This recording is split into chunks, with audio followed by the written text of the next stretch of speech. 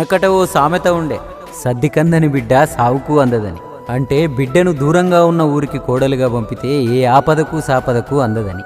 అందుకే ఉన్న ఊరిలోనే కోడలుగా పంపేవాళ్ళు. ఈ రోజుల్లో ఉన్న రవాణా వ్యవస్థ అప్పట్లో లేదుగా. ఇక ఇక్కడే అసలైన సమస్య వచ్చేది.